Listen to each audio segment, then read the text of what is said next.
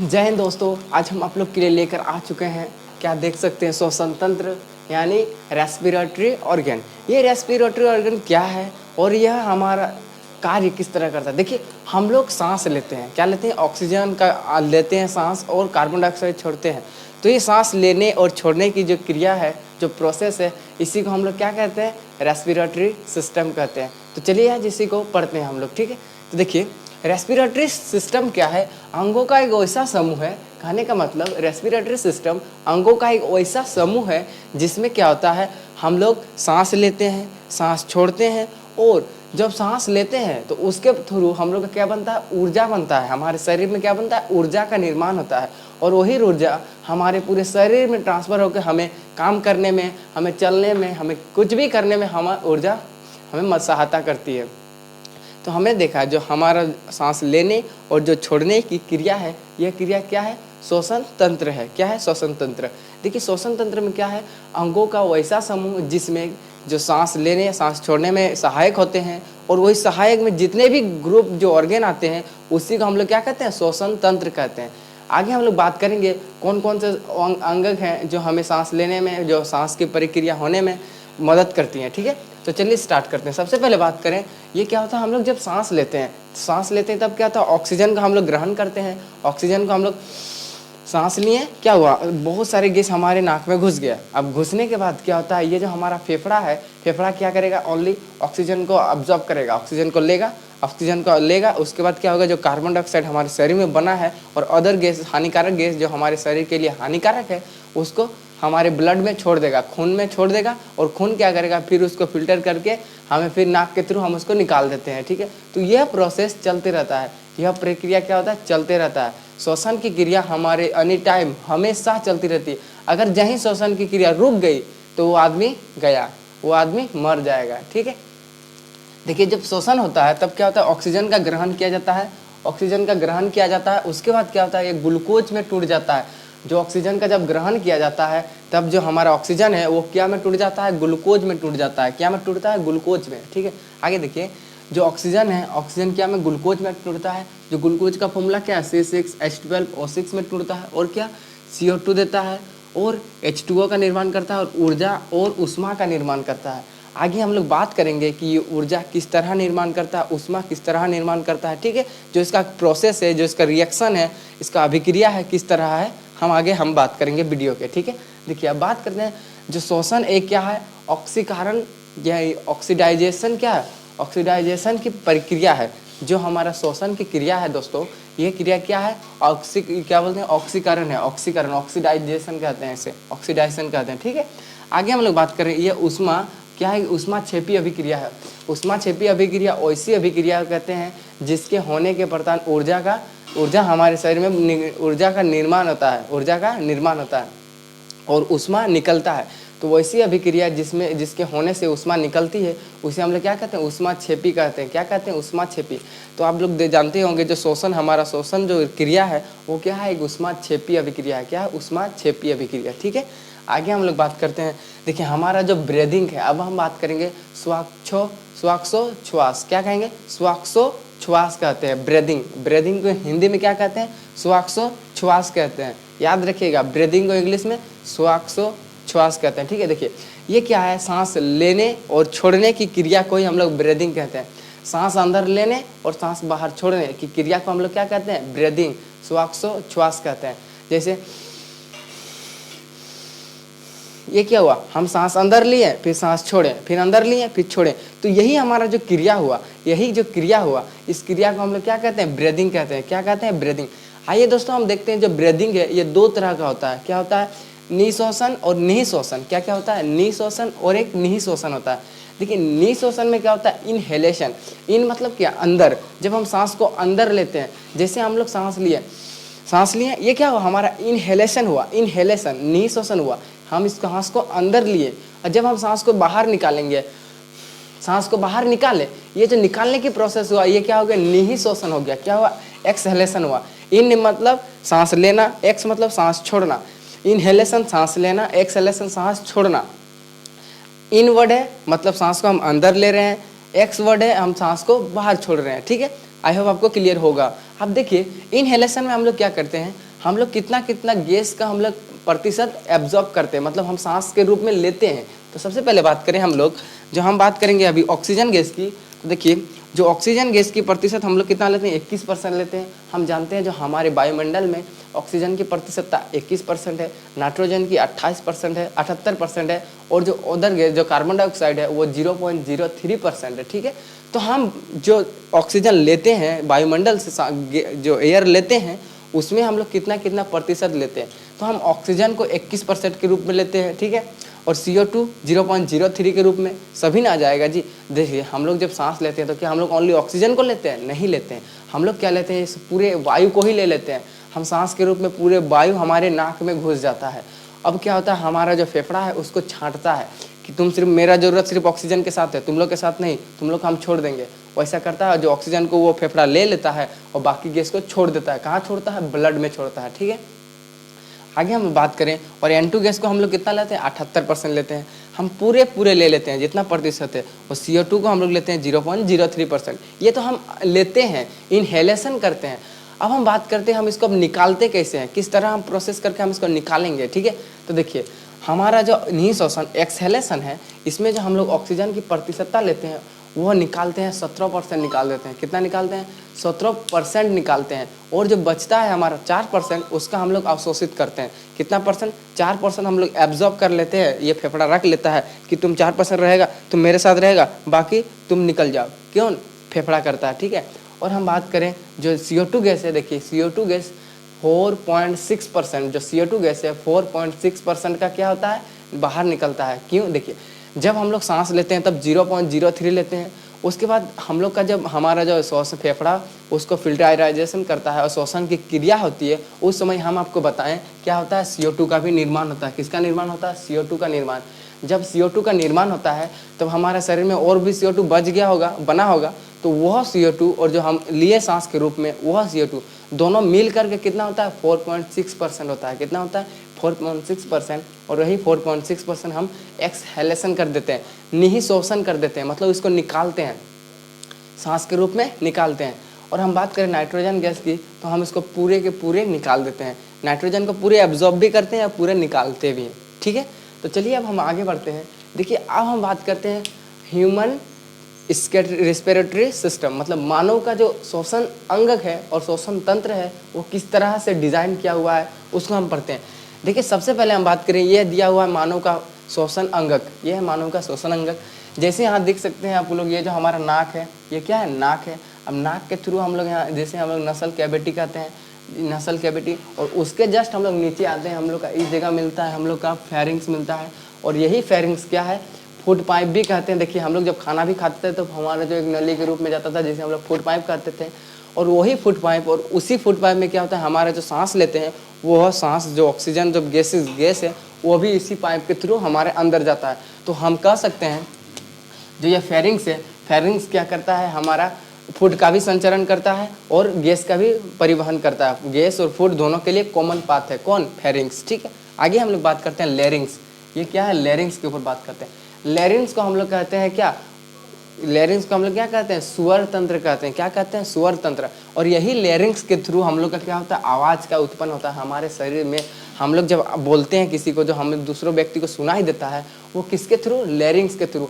इस जगह आप लोग देख सकते हैं, ये वाला, यही वाला क्या है? लेरिंग्स है। इससे हम लोग क्या कहते हैं? लेरिंग्स कहते हैं। इसी के थ्रू हम लोग आवाज़ बोल सकते हैं। ठीक है, तो आपको याद रखना होगा, जो हमारा, अगर कोई पूछ देगा बताओ बाबू कि हम लोग किसके थ्रू हम लोग अपना आवाज़ निकालते हैं, तो आपको क्या बोलना है वहाँ? लेरिंग्स के थ्रू। जो हमारे स्वर तंत्र है उसी की सहायता से हम लोग अपना आवाज़ निकालते हैं। ठीक है, आगे हम लोग बात करते हैं, उसके नीचे आता है हमारा ट्रेकिया। ठीक है, ट्रेकिया, ये जो स्ट्रक्चर दिख रहा होगा, ये डैश डैश करके जो हमारा ऐसे रिब जिस साइड का बना हुआ है, इस तरह का बना होता है, इस तरह का, इसे हम लोग क्या कहते हैं? ट्रेकिया कहते हैं। यह 9 नंबर होते हैं, सबका 9 गो पीसेस होता है, कार्टिलेज जिसे कहते हैं, उपास्थि जिसे कहते हैं। यह 9 उपास्थियों से मिलकर के बना होता है। कौन? ट्रेकिया। ट्रेकिया क्या? 9 उपास्थियों से मिलकर के बना होता है ट्रेकिया। ठीक है, आगे जब ट्रेकिया से नीचे आता है तब हमारा यहाँ 2 तरह से बढ़ जाता है, जिसे हम लोग कहते हैं ब्रोंकाई कहते हैं। 2 नस में बढ़ जाता है। कौन? जो हमारा वाइंड पाइप है, वाइंड पाइप आगे जाकर 2 तरह में बढ़ जाता है। और 2 तरह को जिसे हम लोग कहते हैं ब्रोंकाइस और उसके जब अंदर आते हैं तब हमें आता है हमारा ब्रोंक्यूल्स में आ जाता है। ये जो आप छोटे छोटे रिब्स देख रहे होगे, ये छोटे छोटे जो डाली जैसा दिखता है आपको, इस प्रकार जो डाली जैसा दिखता है, इसे हम लोग कहते हैं ब्रोंक्यूल्स कहते हैं। क्या कहते हैं? ब्रोंक्यूल्स। क्या कहते हैं? ब्रोंक्यूल्स। और जो ये मोटा ही दिख रहा होगा, ये मोटा वाला, इसे हम लोग कहते हैं ब्रोंकाई कहते हैं।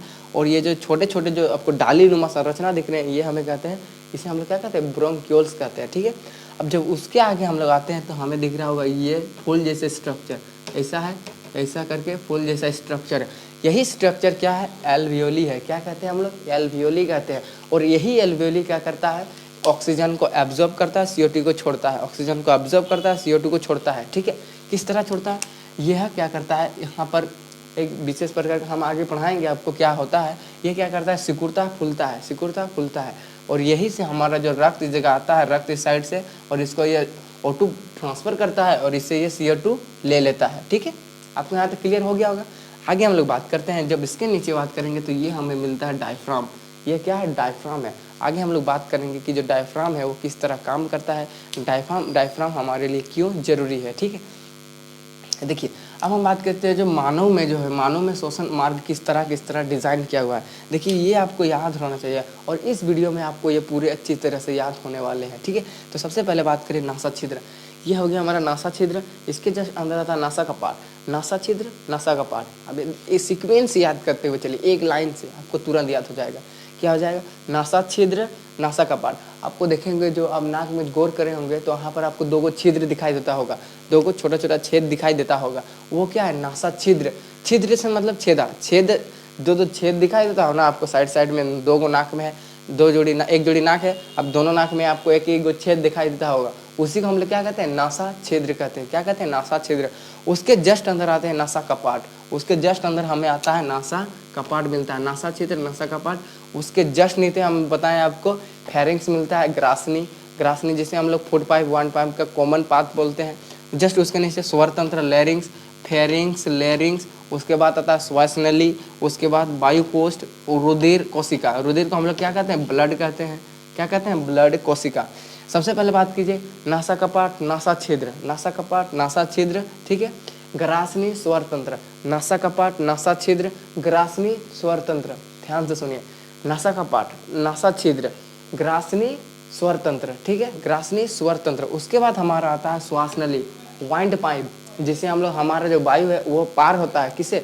श्वास नली, ब्रोंकाई, वायुकोष्ठ। श्वास नली, ब्रोंकाई, वायुकोष्ठ। उसके बाद रुधिर और कोशिका।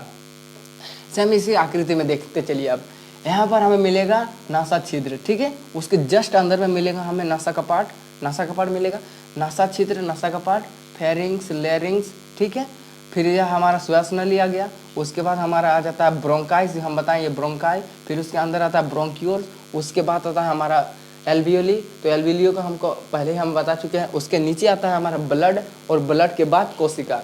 तो जो हमारा मेन श्वसन का जो क्रिया होती है वो कहाँ होती है? कोशिका में होती है। वो हम आगे पढ़ने वाले हैं। ठीक है, अब हम बात करते हैं, आपको दोस्तों याद हो गया होगा, और एक बार हम लोग रिपीट कर लेते हैं।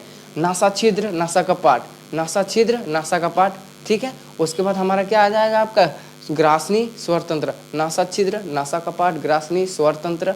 उसके बाद हम बात करें श्वास नली, ब्रोंकाई, ब्रोंक्यूल, श्वास नली, ब्रोंकाई, ब्रोंक्यूल्स। उसके बाद हमारा क्या है? देखिए वायुकोष्ठ, रुधिर और कोशिका। वायुकोष्ठ, रुधिर और कोशिका। आपको क्लियर हो गया होगा। ठीक है, आगे हम लोग बात करते हैं। देखिए कुछ जीव ऐसे होते हैं जो श्वसन अलग अलग उनके अंगों से करते हैं। कुछ जीव ऐसे होते हैं जो अपना श्वसन अलग अलग अंगों से करते हैं।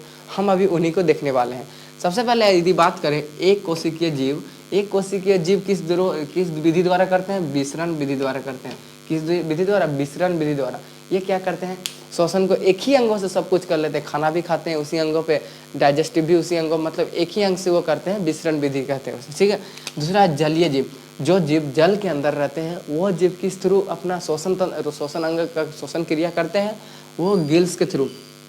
जो गलफड़ा, आप लोग मछली देखे होंगे, मछली में क्या होता है? गलफड़ा जो साइड में जो छेद दिखाई देता है वो खोलते हैं, सिकुड़ता है, खोलता है, सिकुड़ता है। क्यों? क्योंकि वो पानी को ले लेते हैं, उसके बाद पानी से ऑक्सीजन ले लेते हैं, उसके बाद पानी को छोड़ देते हैं। ठीक है, कौन करता है? जो जलीय जीव होते हैं। आगे हम लोग बात करते हैं कीट। जो छोटे छोटे कीड़े मकोड़े होते हैं, कीट सब, वो क्या करते हैं? श्वास नली से करते हैं। वहीं बात करें टेडपोल, जिसे हम लोग कछुआ का जो ये जो मेढक का बच्चा को कहते हैं टेडपोल। क्या कहते हैं? मेढक का बच्चा को टेडपोल कहते हैं, जो कहाँ रहते हैं? पानी में रहते हैं। तो उसी का वो कहाँ से सांस लेता है? गिल्स में रहता है। ठीक है, आगे हम लोग बात करें मानव। हम जो है ह्यूमन किस में लेता है? फेफड़ा के थ्रू लेता है। कौन? मानव फेफड़ा के थ्रू लेता है। मेढक स्किन, गल, फेफड़ा और गिल्स। स्किन एक जो मेढक एक ऐसा जीव है जो तीनों में सांस लेता है, तीनों अंगों से, फेफड़ा भी से भी, स्किन से भी और गिल्स से भी। क्यों गिल्स में? कब? वो जब वो बच्चे अवस्था में होता है तब गिल्स से लेता है, जब वो जमीन के अंदर होता है तब वो स्किन से लेता है, जब वो जल के अंदर रहता है तब वो किसमें लेता है? इस गिल से लेता है। ठीक है, आगे हम लोग बात करें केचुआ। केचुआ क्या है? केचुआ जो हम लोग देहात की भाषा में जिसे हम लोग जंगटी बोलते हैं ना, वही जंगटी क्या है? उसको सांस किससे लेता है? त्वचा से लेता है। किससे लेता है? त्वचा से। कौन? जो केचुआ जिसे हम लोग बोलते हैं, देहात की भाषा में आप लोग जानते ही होंगे क्या बोलते हैं? जंगटी बोलते हैं उसको। अब लास्ट में बात करें हम लोग जीवाणु। जो जीवाणु होते हैं जिसे हम लोग वायरस कहते हैं, वो किससे सांस लेते हैं? वो लेते हैं मीसोसोम से लेते हैं। किससे लेते हैं? मीसोसोम से लेते हैं। ठीक है, मीसोसोम से लेते हैं। तो चलिए दोस्तों, अब हम लोग बात करते हैं जो हमारे जो मानव तंत्र के, जो श्वसन तंत्र के जो अंगक हैं, उसके ऊपर हम लोग आज विस्तार से बात करने वाले हैं। ठीक है, स्टार्ट करते हैं। हम लोग बात करेंगे नासा छिद्र। क्या? नासा छिद्र। नासा छिद्र क्या है? देखिए, ये नाक का सबसे अगला भाग होता है। जो नासा छिद्र है ये क्या है? नाक का सबसे अगला भाग होता है। और ये क्या कहता है? इसमें क्या होता है? छोटे छोटे बाल पाए जाते हैं। देखिए हमारे नाक में, आप लोग अपने नाक को देखिए, उसमें क्या है? छोटे छोटे, देखिए नाक में छोटे छोटे बाल पाए जाते हैं। तो यही बाल आपको क्या कहता है ना, आप जब सांस लेते हो तो आप विभिन्न प्रकार के देखे होंगे, बहुत से धुलकन होते हैं, वो क्या होते हैं? हमारे नाक में घुस जाते हैं सांस के रूप में। तो यही बाल सब क्या करता है? उस जो धुलकन है उसको रोकने का कार्य कौन करता है? कौन करता है? ये बाल सब करता है। तो अगर आप लोग, कोई ऐसा व्यक्ति होता है जो उस बाल को उखाड़ देता है, अगर उखाड़ोगे तो उसमें क्या होता है? आपका जो जितना भी आप वायु में जब सांस लेते हो तो आपके सांस के थ्रू बहुत सारे धुलकन आपके शरीर में जा सकते हैं। इसीलिए जो प्रकृति देता है ना, उसको रखना जरूरी होता है। तो बाल को आप उखाड़िएगा नहीं। ठीक है, तो जो हमारे जो नासा छिद्र होते हैं, जो नॉस्ट्रिल्स होते हैं, उसमें क्या होता है? छोटे छोटे बाल पाए जाते हैं। और नॉस्ट्रिल की संख्या कितनी होती है? 2 होती है। 2 साइड में आप नाक में देखिए, एक साइड इधर और एक साइड इधर, 2 साइड 2 छिद्र पाए जाते हैं। ठीक है, आगे जब हम बात करेंगे तो हम बात करेंगे हमारे नसा कपाट के ऊपर। जो नसा कपाट है जिसे हम लोग कहते हैं नसल भेल्व कहते हैं। क्या कहते हैं? नसल भेल्व कहते हैं। ठीक है, देखिए ये क्या है? ये नाक का पिछला भाग है। जो नसल भेल्व है, नासा कपाट है, ये नाक का पिछला भाग होता है। और इसमें म्यूकस पाया जाता है। म्यूकस मतलब इसमें चिपचिपा पाया जाता है, मतलब इसमें थोड़ा गीला टाइप का एक पदार्थ पाया जाता है, म्यूकस। क्या कहते हैं? म्यूकस। जैसे आप लोग देखे होंगे जो नेटा निकलता है आप लोग के नाक से, तो उसी को हम लोग क्या कहते हैं? म्यूकस। वो कहाँ से निकलता है? नासा कपाट से निकलता है। कहाँ से? नासा कपाट से निकलता है। ठीक है, और यह क्या? ऑयल फैक्ट्री लूप होता है। इसमें क्या होता है? Oil factory loop. देखे होंगे जब आप सुबह को सो के उठते हैं तब आपके नाक में, पूरे शरीर में, इस जगह से क्या होता है? तेल निकलने लगता है। कहाँ से? नाक से तेल निकलने लगता है। तो वह तेल कहाँ से निकलता है? हमारा नासा कपाट से निकलता है। ऑयल फैक्ट्री बोलते हैं जिसे हम लोग। ऑयल फैक्ट्री लूप पाया जाता है इसमें, जिसमें से हमारे जो नाक से क्या है? तेलीय पदार्थ, छोटे छोटे चिपचिपा जैसे देखे होंगे, नाक को टच करके तो आपका नाक से क्या होता है? तेल जैसा पदार्थ निकलता है। तो वो कहाँ से निकलता है? ऑयल फैक्ट्री से निकलता है। ठीक है, वो कहाँ है? नसा कपाट में है। ठीक है, आगे हम लोग बात करते हैं जो ये नसा कपाट है, ये क्या करता है? सुगंध का एहसास कराता है। क्या का? सुगंध का। देखे होंगे आप लोग कहीं स्वाद चीज़ मिल जाता है, स्वादिष्ट चीज़, तब आपको लगता होगा कि जो, अरे यार आज तो बहुत बढ़िया चीज़ मिला है, कितना खूबसूरत सेंट आ रहा है। आप गली मोहल्ले में आप कहीं जाते होंगे, कहीं घूमने जाते हो और वहाँ से दुकान साइड में लगा है और वहाँ का जो खुशबू आता है ना, एकदम लाजवाब आता है। वो किसके थ्रू आता है? कौन हमको एहसास कराता है? तो वो कराता है नासा कपाट। नासा कपाट एहसास कराता है। ठीक है, किसी के घर में अगर मीट बन रहा है ना, पूरा एकदम मज़ा आ जाता है ना। ठीक है, आगे जब हम बात करेंगे, आगे हम ग्रासनी की बात करेंगे। क्या? ग्रासनी, जिसे हम लोग कहते हैं फेरिंग्स। क्या कहते हैं? फेरिंग्स। देखिए फेरिंग्स क्या है? यह नासा कपाट के नीचे पाया जाता है। जो फेरिंग्स है, हम आपको जो पिक्चर में भी दिखाए थे इसके पहले वाले, इससे आगे में, तो जो वहाँ था, देखिए यहाँ ग्रासनी क्या है? यह नासा कपाट के नीचे पाया जाता है। जो हमारे नासा कपाट है, नसल वेल्व है, उसके थोड़े नीचे पाया जाता है। कौन? फेरिंग्स। और ये क्या होता है? इसमें भोजन तथा वायु दोनों का वहन होता है। हमने आपको बताया जो फेरिंग्स है, फेरिंग्स में क्या होता है? फूड पाइप और वांड पाइप का कॉमन पाथ है, मतलब फूड भी जाएगा और जो वायु है वायु भी जाएगा। ठीक है, कौन? फेरिंग्स में। उसके आगे जाकर ये टूट जाता है। ठीक है, अब हम ग्रासनी जो होता है, ग्रासनी जिसे हम लोग फेरिंग्स कहते हैं, लेरिंग्स के द्वारा ट्रेकिया से जुड़ा होता है। जो फेरिंग्स है जिसे हम लोग ग्रासनी कहते हैं, वो स्वरतंत्र के द्वारा क्या होता है, हमारा जो ट्रेकिया है, ये जो नीचे वाला ट्रेकिया है, इससे वो जुड़ा होता है। कौन? हमारा ग्रासनी। ठीक है, आगे हम लोग बात करते हैं लेरिंग्स के ऊपर, जिसे हम लोग क्या कहते हैं, स्वरतंत्र कहते हैं। इसे हम लोग देख लेते हैं। ये ग्रासनी के नीचे पाया जाता है। जो हमारा स्वरतंत्र है, हमने बताया जो फेरिंग्स के नीचे क्या पाया जाता है, ग्रासनी पाया जाता है। और इसमें क्या होता है, 9 उपास्थियों के समूह से बनता है। जो हमारा लेरिंग्स है, स्वरतंत्र है, वो क्या बनता है, 9 उपास्थियों के समूह से बनता है, यानी कार्टिलेज, 9 कार्टिलेज के समूह से बनता है। ग्रुप ऑफ 9 कार्टिलेज से बनता है कौन? लेरिंग्स। ठीक है, आगे जब हम बात करते हैं तो यह क्या है, वॉइस बॉक्स है। कौन? लेरिंग्स को हम लोग क्या कहते हैं, वॉइस बॉक्स कहते हैं। इसी के थ्रू हम लोग का आवाज़ निकलता है, लेरिंग्स के थ्रू ही। आगे हम लोग बात करते हैं लेरिंग्स पर क्या होता है, एक ढक्कन जैसी संरचना पाई जाती है। जो हमारा लेरिंग्स होता है ना, याद ध्यान से सुनिएगा, जो हम लोग का लेरिंग्स है, लेरिंग्स में क्या होता है, एक ढक्कन जैसा पाया जाता है संरचना, जिसे हम लोग कहते हैं एपिग्लोटिक्स। एपिग्लोटिक्स क्या कहते हैं, एपिग्लोटिक्स। अब देखिए यहाँ पर, देखिए हम लोग का यहाँ पर जो हमारा फेरिंग्स है यानी ग्रासनी है, यहाँ पर आया, उसके बाद क्या होता है, लेरिंग्स मिलता है। अब लेरिंग्स जब ऐसे आता है तब यहाँ पर फूड पाइप अलग हो जाता है। ये हो गया फूड पाइप, और ये हमारा जो क्या हो गया, ये ग्रासनी हो गया, और ये फूड पाइप और ये वाइन पाइप इस जगह टूट जाता है। और जब इस जगह टूटता है ना, तब यहाँ पर एक ढक्कन नुमा संरचना होता है। वो क्यों होता है, ध्यान से सुनिए। हमारा जो फेरिंग्स है यानी ग्रासनी था, वहाँ से भोजन एंट्री कर रहा था, फूड यहाँ से एंट्री कर रहा था। ठीक है, एंट्री जब करता है तो उसको जाना चाहिए इधर फूड पाइप में। अगर वो फूड पाइप में जाएगा ना जी, वो फूड पाइप में जाएगा, भोजन है। अगर फूड पाइप में जाए, अगर मान लीजिए अगर फूड पाइप में ना जाकर वो कहाँ जाए, हमारे वायु मार्ग में चला जाए, मतलब जिधर से हमारा सांस जाता है उस मार्ग में चला जाए, तो क्या होगा, बहुत बड़ा नुकसान हो सकता है हमारे लिए। इसीलिए क्या होता है, यहाँ पर एक ढक्कन नुमा संरचना बन जाता है। जैसे ही फूड आएगा, ये ढक्कन बंद हो जाता है इस जगह, और भोजन इधर से पार हो जाता है। ठीक है, और जैसे ही अगर कहेंगे, आप लोग देखेंगे हिचकी आ जाती है, हिचकी करते हो, आप हिचकी करते हो, तो वो हिचकी किस थ्रू होता है, क्या होता है, जब अभी एपिग्लोटिस के थ्रू आपका जो एपिग्लोटिस है वो कभी बंद नहीं होता है, 1-2 को भोजन इधर पार हो जाता है, तब क्या होता है, अचानक से हिचकी आ जाता है, भोजन आपका नाक के थ्रू भी निकल जाता है, कहीं कहीं भोजन आपका नाक में भी आ जाता है। ठीक है, तो आप समझ लिए जो हमारा एपिग्लोटिस का काम क्या है, वो भोजन को रोक के रखता है। एपिग्लोटिक्स भोजन को रोक के रखता है। ठीक है, आगे हम लोग बात करते हैं। आगे हम लोग बात करेंगे जो फेफड़ा की बात करेंगे। किससे बात करेंगे, फेफड़ा। देखिए ये मुख्य श्वसन अंग है भाई, मानव का मुख्य श्वसन अंग कौन है, फेफड़ा है।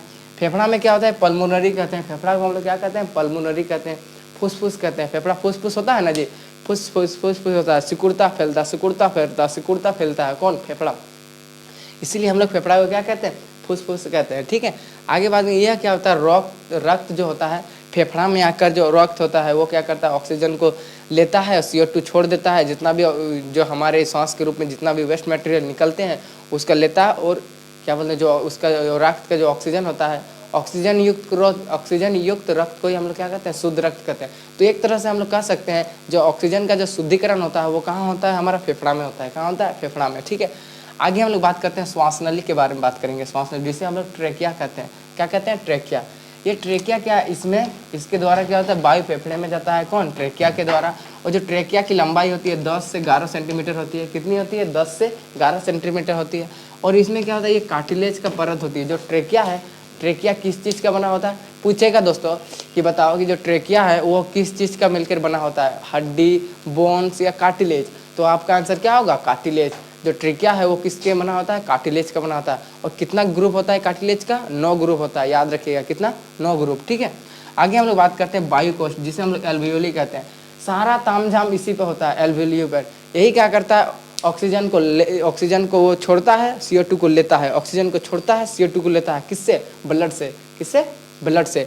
ये क्या कहता है, ब्रोंक्यूल्स में, ब्रोंक्यूल्स के अब हम दिखाएं आपको आकृति में, ये ब्रोंक्यूल्स के जो ऊपर छोटे छोटे ये फूल जैसे संरचना होते हैं उसे ही क्या कहते हैं, हमारे एल्वियोली कहते हैं। और यही एल्वियोली कहाँ पाए जाते हैं, ब्रोंक्यूल्स के सिर पर पाए जाते हैं।